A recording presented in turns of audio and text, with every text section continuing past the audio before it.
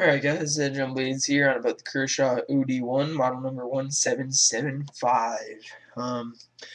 First off, let me apologize for not having posted a video in the past week. I have been very busy, but today I just had to make time to get this one out there. I've been meaning to do this review for over a week now, and I am finally just getting around to it, so sorry it took so long. Let's talk about this knife now that I've apologize for that, and I'm just gonna let you know that there will be more videos coming up. But let's talk about this knife real quick. This is, like I said, model 1775, the Kershaw OD-1. The blade length here is 2/15/16 of an inch of 14C28N Sandvik stainless steel. The closed length of this knife is 4 1/8 inches, and the weight is 3.4 ounces. The handle is a two-tone handle. At least that's what it says. I don't really agree with that because it's not actually. I guess it's two-tone, but if you're looking at it from this side, it's black. If you're looking at it from this side, it's silver. Right here we have a textured G10, and over here is a 410 stainless steel. Now, I don't know the MSRP on this knife. I'm guessing it's probably close to 80, just because the actual price that I find that you'll most likely spend is anywhere between $30 and $50. So I'm gonna say you can probably pick this up for 40 bucks, and usually MSRP about half that, at least for Kershaw knives, are what you'll actually wind up spending. So I'm guessing $80 or somewhere around there is the suggested retail price. A little bit about the knife. It is a Lee Williams design, and I'll show you all the up-close stuff in a second here, but right now let me just show you that. You can see it says Lee Williams right there above the pocket clip, right where my thumb is wiggling around there. And also the blade blade markings right there, and to show you kind of what the texturing is like, and of course I'll show you this all in a second as well. Let me see. There we go. Alright, so I'll show you all the close-ups again in a second. But let me just talk about the construction here. We have 3 Torx bits, or screws, whatever, 3 Torx whatevers, holding the G10 scale onto the liner. This has a liner on one side and a just simple frame lock on the other. There's a spacer here, runs about halfway up the back of the spine here. Lanyard hole, a pocket clip that is reversible to either tip up or tip down carry. Now I haven't moved it.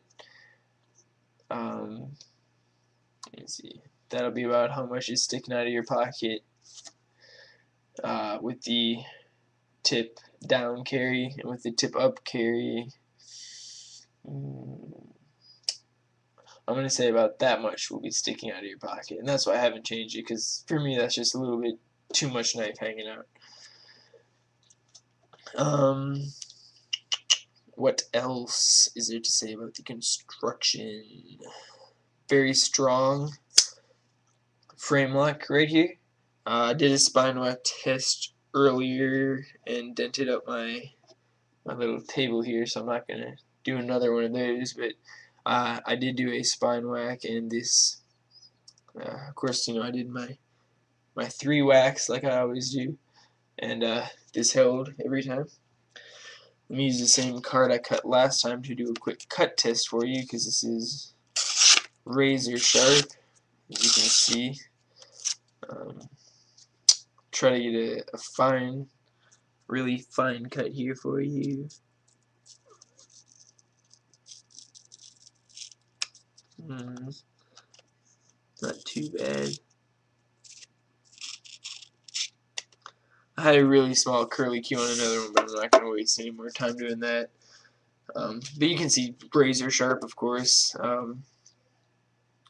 Kershaw knives, in my opinion, are very sharp right out of the box. And I did use this for about I did see this for about 3 days just to do this review. I know I usually carry them longer, but this is more of, I think, a classier looking knife, so I didn't want to, beat up too hard on it. And of course, that's all opinion on, the looks of the knife. But as you can see, when it's open here, it's just a very streamlined design there. You don't have any, you know, flipper handles poking out anywhere, or I don't know what else you got, but you can see it's a nice looking knife. And one of the things I really like is, and at first I was a skeptic, I didn't like this, the flipper design here, but what it is, you basically move the flippers down 100 or 90 degrees, right, and the blade opens the full 180 degrees. So you don't have to, flick your wrist when you're opening it like you do with a lot of other knives. You simply just push and it opens for you. And the flipper then lies recessed in the top of the handle here, and there's nothing sticking out the bottom. So it just makes for a very streamlined, handsome looking knife.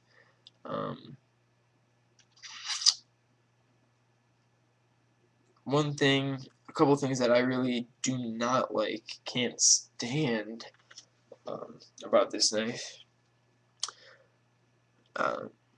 Well, one thing, basically, I said a few. One minor detail and one huge thing.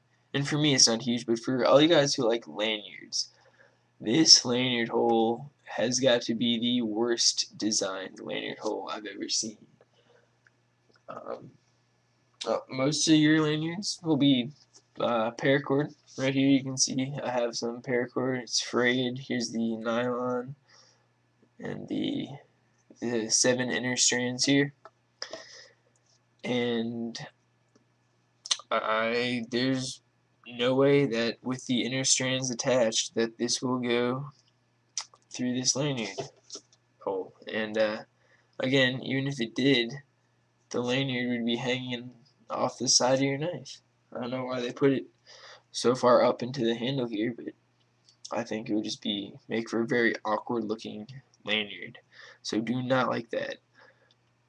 I do like the finger choil here. It's ergonomics, if it's great in the hand.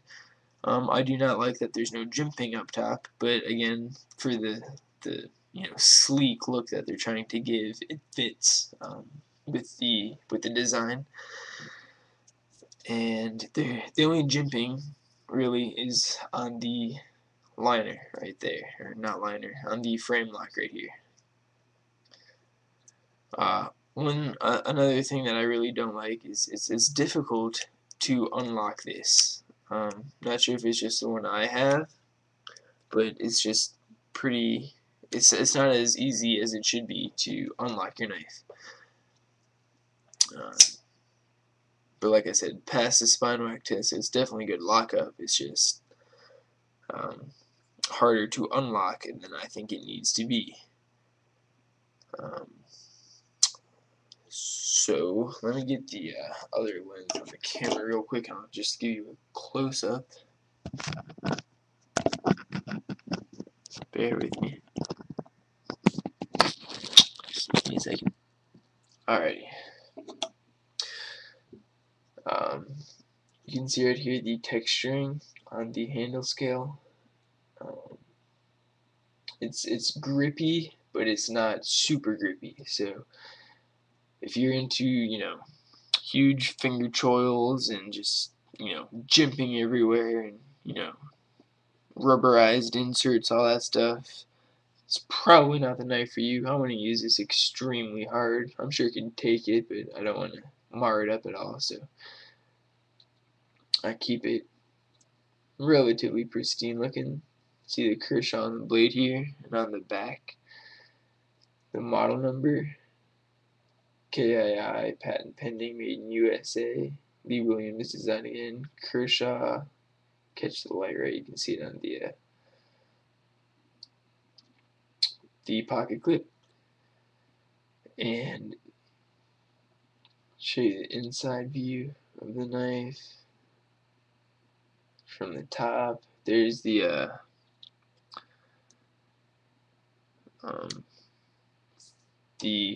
texturing on the flipper right up there. It's just kind of like a checkered metal. And one other thing I like is the overall look of the blade. You can see it's very thick most of the way down, but when it gets about right here, it tapers off pretty quickly. And I like that because it leaves a very strong tip, but it's also good for penetration. And of course, if you saw my review on the leak, it's that my tip broke off, and that's, that's not right. So I like Ken Onion designs. My blur's Ken Onion, but the leak is just not my knife. Still trying to get rid of it. But right there, I think that's just a good design, good cutting power, and just an overall well-designed knife. Like I said, it's not too grippy, but it's definitely comfortable. I don't feel like I'm going to lose it. The landing hole right here could definitely be bigger and better. And if the lock was just a little bit easier to disengage with my thumb, I'd be a fan of that as well. But other than that, definitely like this knife. Worth checking out if you're into innovative designs with this, quick opening and the recessed thumb or flipper handle. Another thing I don't like is that there are no thumb studs. The only way to open this knife is with the flipper, but not a huge deal. Of course, I definitely prefer thumb studs over the flipper, but that's just my personal opinion. And may not be what you guys like. So just check it out and see if it's right for you. That's all I can say. So definitely thank you for watching. I'll have more reviews in the future here. And I know I rambled on a little bit there, but as always, thank you for watching, and I hope I can see you all again on my channel very soon. Have a great day.